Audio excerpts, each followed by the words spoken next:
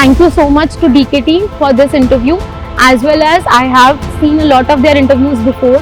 The strategy that people have shared has helped me, so I am very grateful. DKT इस मामले में आई use to also, जब मैं aspirant थी तो मैं भी DKT देखा करती थी. I used to see the toppers talk there also. So for me it is a very great honor कि मुझे भी इसमें बोलने का मौका मिल रहा है. So thank you. Hello everybody. My name is Mehak Singhal and I have secured rank 34 in Rajasthan Judicial Services Examination 2024. This was my first attempt. And by this platform of Delhi Knowledge Track, I would like to share my strategy and I hope it is helpful to the people who are watching it. Thank you.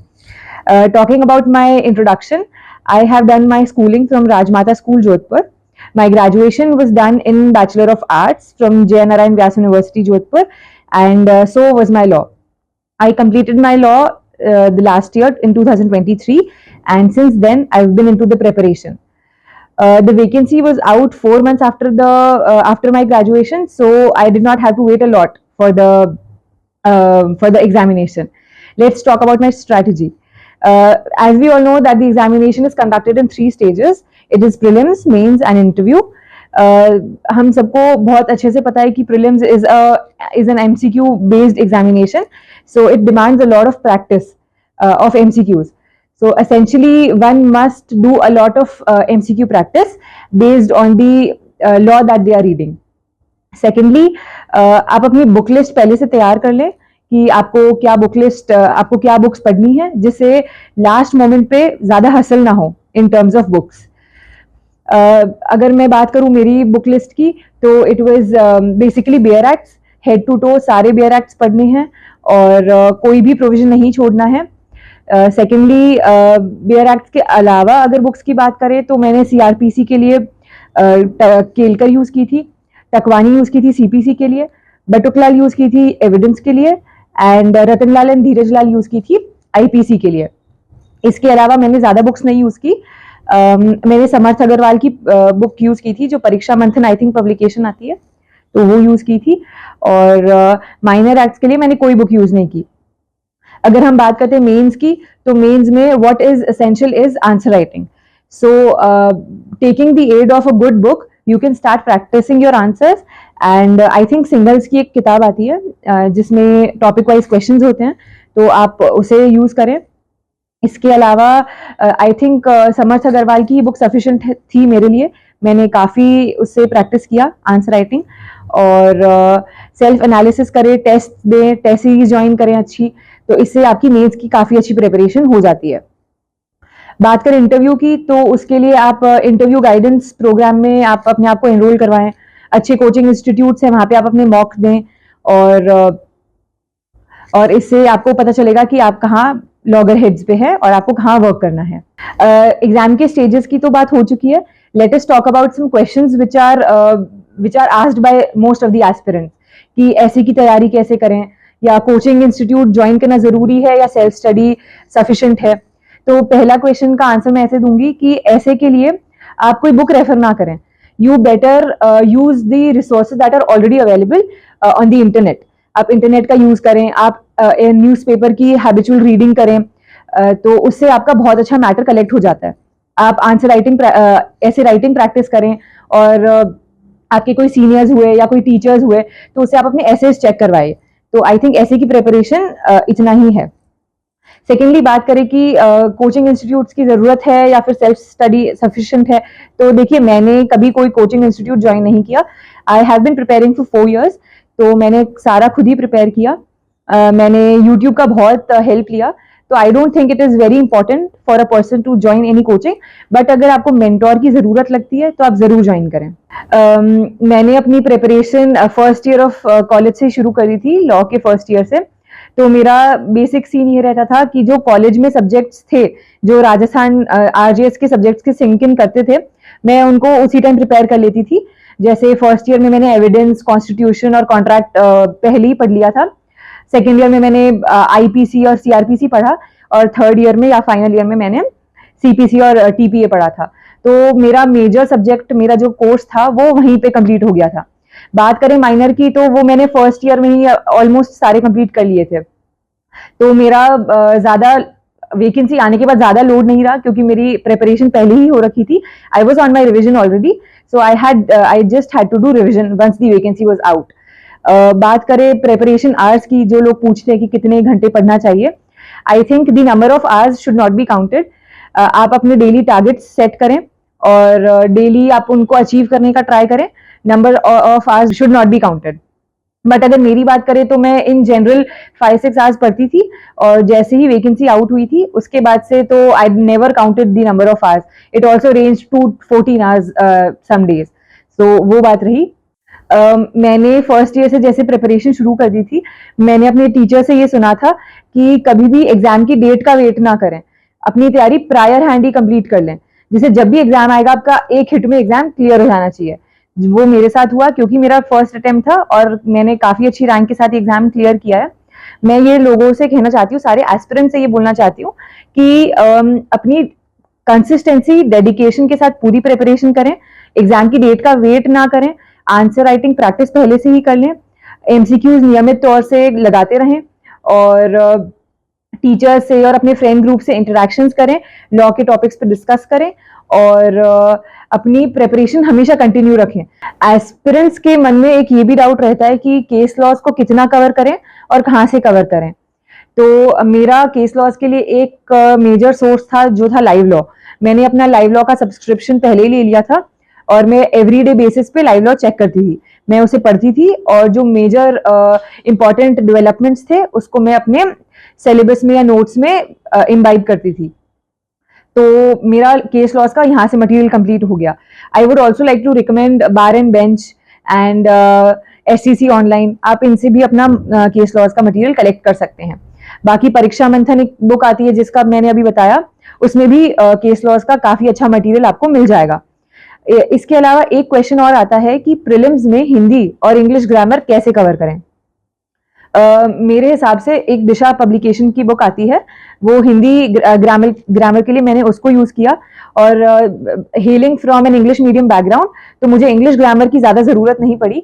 मैंने बस बहुत सारे MCQs लगाए, और YouTube का बहुत इसमें help लिया मैंने. बाकी आप MCQs बहुत सॉल्व करें. हिंदी के जैसे अगर आप ऑपोजिट लैंग्वेज बैकग्राउंड से हैं तो उस लैंग्वेज को बहुत अच्छे से प्रिपेयर करें.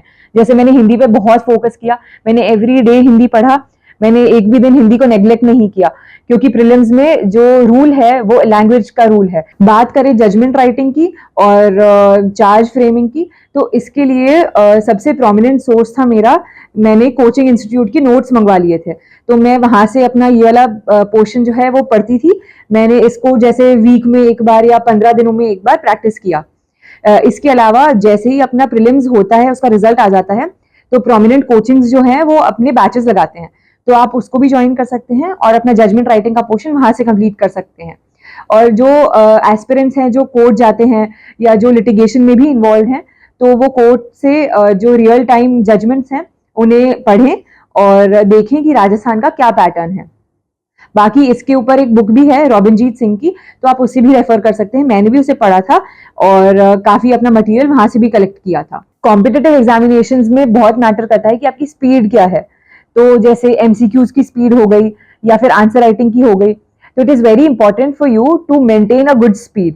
मेंस में 3 घंटे मिलते हैं, उसमें ऑलरेडी दिमाग में हमारा इतना चल रहा होता है मैटर कि हम बेस्ट आउटपुट नहीं कर सकते हैं. तो इसके लिए बहुत इंपॉर्टेंट है कि आप घर पे प्रैक्टिस करें. मैं एवरीडे 1 घंटा मेंस आंसर राइटिंग का प्रैक्टिस करती थी. मैंने सेट कर लिया था कि मुझे 4 से 5 या 5 से 6 आंसर राइटिंग करनी है, तो मैं एवरीडे करती थी और मैंने टाइम फ्रेम में प्रैक्टिस किया है.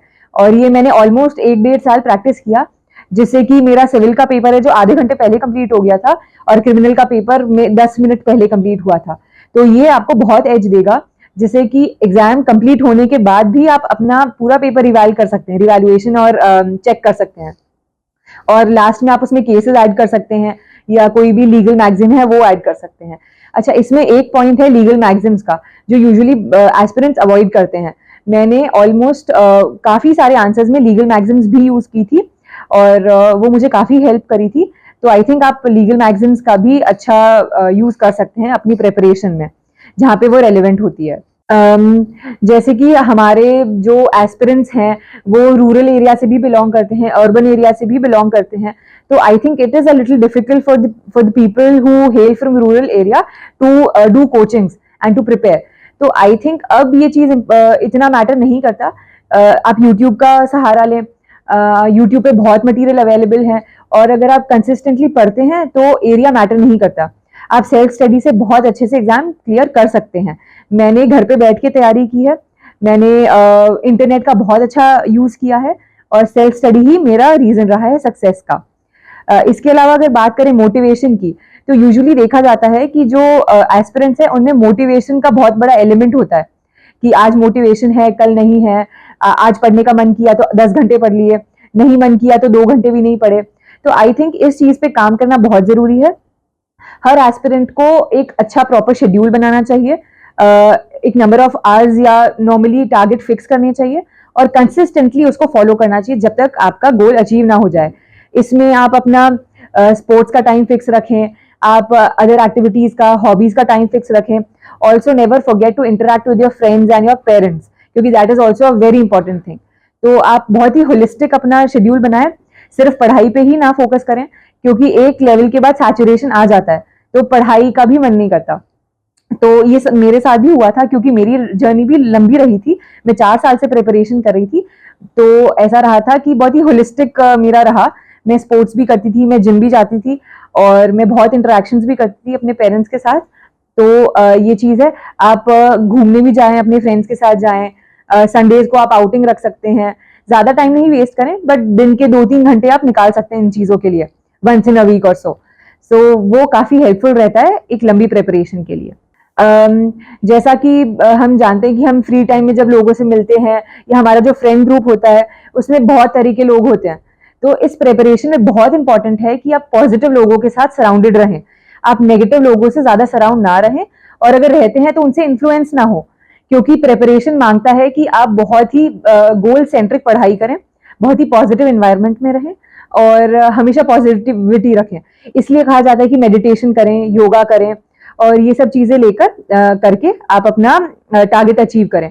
तो it is very important to make good friends, and friends जो आपको सपोर्ट करें, ऐसे लोग जो आपको सपोर्ट करें। आप रिलेटिव्स भी उन्हीं से बात करें जो आपको हेल्प करते हैं आपके गोल के लिए। उन लोगों से बिल्कुल दूरी बना दें जो आपको पुल बैक करते हैं आपके गोल से। कई बार देखा जाता है कि लोग ऐसा बोलते हैं कि टॉपर लोग ही एग्जाम क्लियर कर सकते हैं, जो टॉपर्स रहे हैं अपनी स्कूल में या कोचिंग में, तो वही ऐसे कॉम्पिटिटिव एग्जामिनेशंस क्लियर कर सकते हैं। बट ये मैं बिल्कुल नहीं मानती, क्योंकि 10th तक मैं बहुत एवरेज स्टूडेंट रही थी। 11th से भले मैंने कोप अप किया था, बट ऐसा कुछ भी नहीं है। जो इंसान एवरेज है या बिलो एवरेज है, वो अगर अपने गोल को लेकर बहुत ही स्ट्रेटेजिकली डेडिकेटेड है तो वो एग्जाम क्लियर कर सकता है। अपने गोल्स को अचीव करने के लिए आप बहुत मेहनत करें, और डिविएट ना हो, और बस लगे रहें। इट डज नॉट मैटर कि आपके स्कूल में क्या परसेंटेज थे, 10th में क्या परसेंटेज थे, 12th में क्या थे। आप एक बार अगर गोल सेट कर दें तो उसके लिए बस लगे रहें, पढ़ाई करें, और बिल्कुल डिविएट ना हो। एट द एंड मैं ये बोलना चाहूँगी कि जो आज मैंने सक्सेस अचीव की है, उसका सबसे ज़्यादा कंट्रीब्यूशन रहा है भगवान का, मेरे पेरेंट्स का, और मेरे सारे फ्रेंड्स का, जिन्होंने मेरे को इस जर्नी में बहुत हेल्प की, मेरे टीचर्स का, जिन्होंने मेरे को मटेरियल प्रोवाइड करने में और हर चीज़ में बहुत हेल्प की, साथ ही उन लोगों का जिन्होंने इनडायरेक्टली या डायरेक्टली मेरी हेल्प की इस प्रिपरेशन में। Thank you so much. और मैं लास्ट में सम अप करना चाहूँगी एक कोट के साथ कि खुद से जीतने की जिद है, मुझे खुद को हराना है, मैं भीड़ नहीं हूँ दुनिया की, मेरे अंदर एक ज़माना है। Thank you.